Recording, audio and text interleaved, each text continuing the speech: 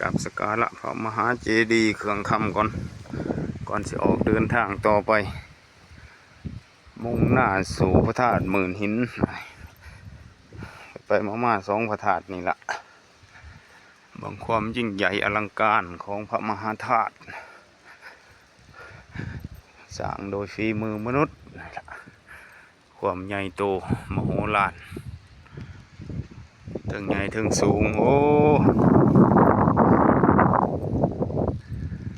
ตาของพระราชวังความยิ่งใหญ่อลังการ